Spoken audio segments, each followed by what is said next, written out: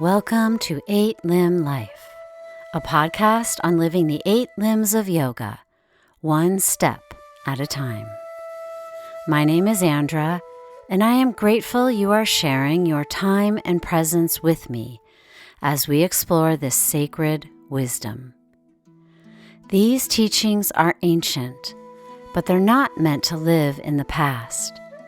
They show up in how we speak, how we act, how we relate to others, and to ourselves. Each episode explores one of the limbs and how we can bring this wisdom into modern life. This is 8-Limb Life.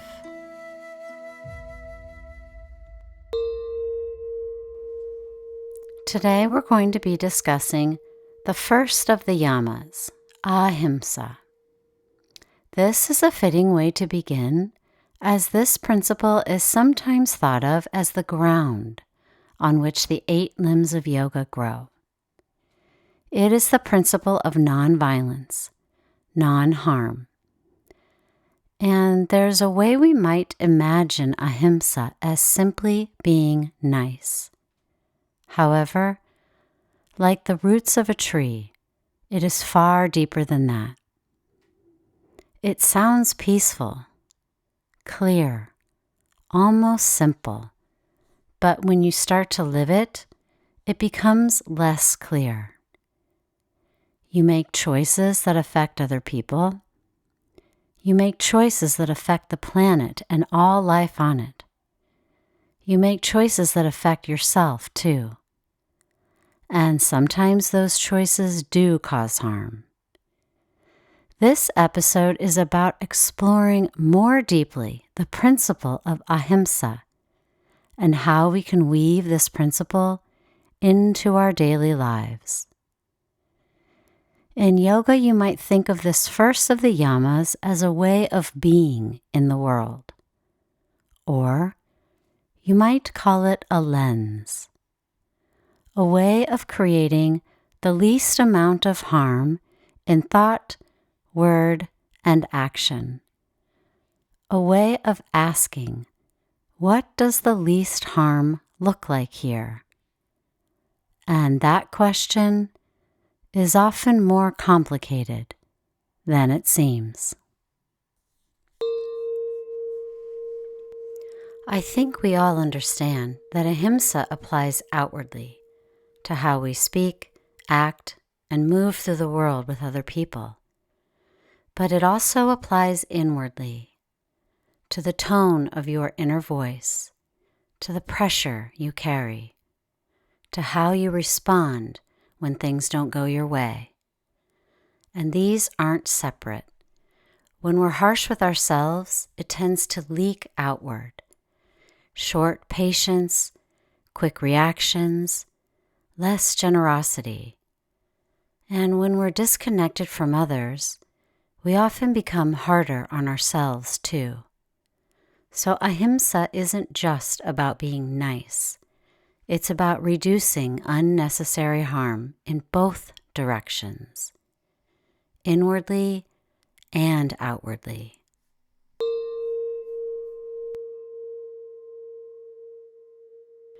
Where ahimsa becomes real is in situations that don't have a perfect answer. Take something like food. You might feel deeply that causing harm to animals doesn't align with your values. And at the same time, you're living in a body that has its own needs. Maybe you've tried different ways of eating. Maybe you've tried being a vegan or vegetarian. And while these are healthy and sustainable ways of eating for some people, maybe they don't work in your actual lived experience. And so you're left with a choice. How do I honor my values while also taking care of my health? There isn't a single correct answer here.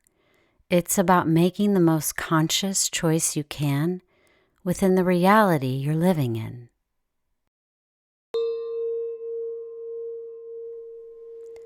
Let's take a moment to look at an excerpt from A Handbook for Living Yoga Philosophy. Here it says, Ahimsa may call for rethinking one's lifestyle in important ways, such as becoming more mindful of diet and the ways in which it impacts other beings. For some, this might mean a commitment to vegetarianism or veganism. For others, it might be pursuing a diet in which the humane treatment of animals and the impact of farming on the environment are serious considerations. In the Indian traditions, practitioners have not fully agreed on what ahimsa means for their diets, and so they have applied the principle in different ways. However, they have all embraced the notion that one should bring awareness to one's consumption and be aware of the moral implications of one's diet.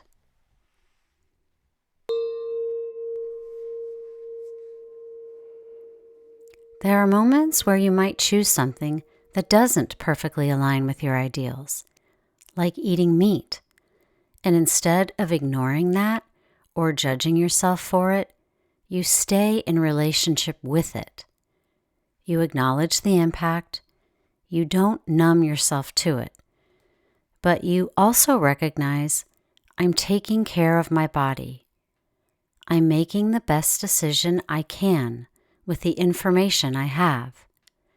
You might even reframe it, not as an indulgence, not as a failure, but as something closer to medicine. And that doesn't remove the complexity, but it allows you to move forward without adding another layer of internal conflict. That too is a part of ahimsa. Let's take this one step further, beyond dinner and to the dinner table. Imagine you're having a family dinner. It's warm, familiar, plates are being passed, there's small talk and a sense of ease. And then someone, maybe an uncle, a parent, or a family friend, makes a comment, a stereotype, maybe framed as a joke, maybe said with a shrug, like it's just obvious truth. And the room shifts. You feel it in your body before you even think about it, a tightening, a kind of internal flinch. Now you're in a moment of practice. Part of you wants to stay quiet. Don't make this awkward. It's not worth it. Keep the peace. Another part of you knows, if I say nothing, I'm participating in something that doesn't feel right. This is where ahimsa stops being abstract, because non-harming isn't just about being nice. Sometimes silence is its own kind of harm. But reacting with anger, attacking, shaming, trying to win, that creates harm too. So what's the path? This is where right speech, from the teachings of Buddhism, gives you something practical to stand on. Before you speak, you can almost run your words through an internal filter. Is it true? Is it spoken with care? If so, instead of shutting down or lashing out, you say something like, I'm not okay with that. That kind of comment lands as hurtful, even if you meant it as a joke. Notice what's happening here. You're not attacking the person. You're not humiliating them. You're not trying to dominate the room. But you're also not abandoning yourself. That's the balance. And here's the part people don't always say out loud. It might get quiet after you speak. It might get uncomfortable. Someone might push back. That doesn't mean you did it wrong. It isn't necessarily about keeping everyone comfortable. It's about reducing harm, including the subtle harm of staying silent when something matters. Right speech doesn't guarantee a smooth outcome. Neither does Ahimsa. It just ensures that you are in alignment and you're not afraid to speak when it matters to you.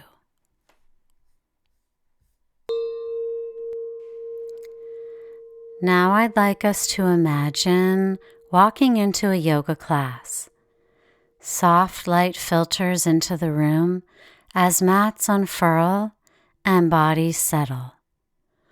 A teacher's calming voice welcomes students to guide their awareness more inside as the outside world begins to fall away.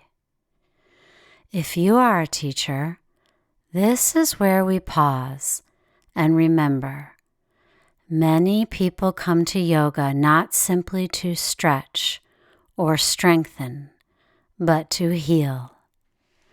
For some, that healing includes living with the effects of trauma. You often can't tell by looking at someone what their body has been through or how their nervous system responds to touch.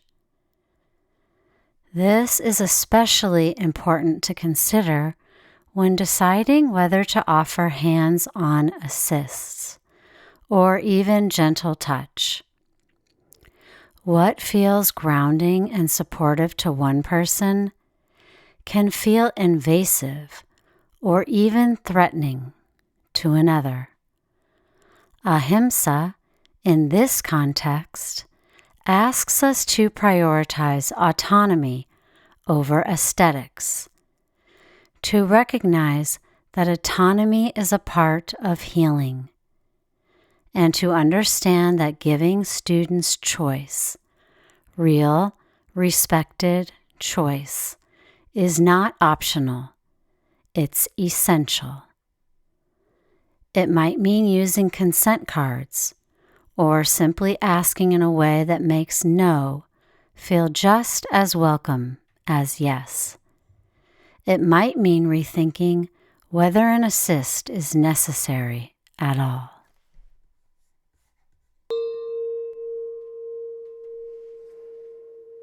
Let us consider the parable of the 2 arrows. This is a teaching from the Buddha. In it, he says, imagine a person is struck by an arrow. It hurts deeply. That's the first arrow, the unavoidable pain of life. Physical pain or loss, disappointment or maybe fear. No one escapes this. But then the person reacts. Why me? This always happens to me. I can't handle this. Those reactions are like being struck by a second arrow, one we shoot ourselves. The second arrow is optional, but many people fire it automatically. The teaching here is simple, even if it is sharp. Pain is inevitable. Suffering, or the extra layer we add on top, is often self-created. It's optional.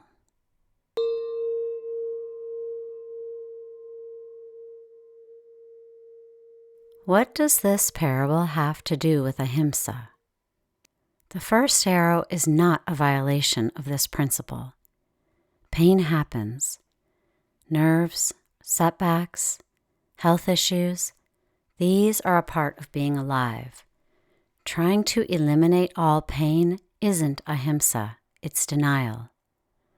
The second arrow is a form of violence. When you pile on rumination or shame, guilt or catastrophizing, you're actively harming yourself.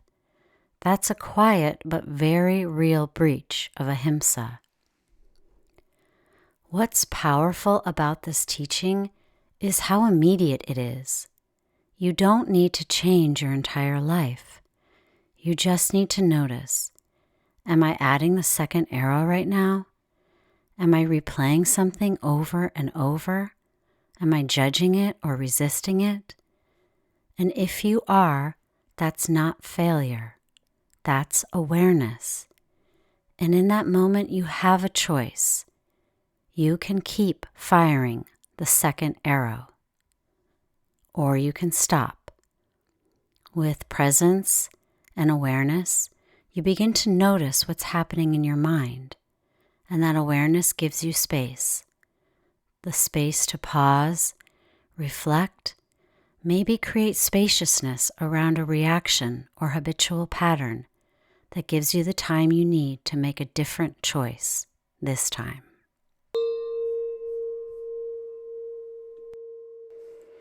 Ahimsa is the first of the Yamas for a reason, because it shapes everything that follows. It's not a rule to follow perfectly. It's a practice to return to, again and again, in real situations, in conversations, in decisions, in the quiet moments where no one else is watching. Maybe the question isn't, am I doing this right? But where am I being harsh with myself right now? Where am I holding on to something that's causing unnecessary suffering? And just as important, where might I be avoiding something in the name of being kind, when what's actually needed is honesty? Ahimsa isn't always comfortable, but it is clarifying. And over time, it becomes a kind of inner compass, a way of bringing yoga off the mat and into the everyday. That is living yoga.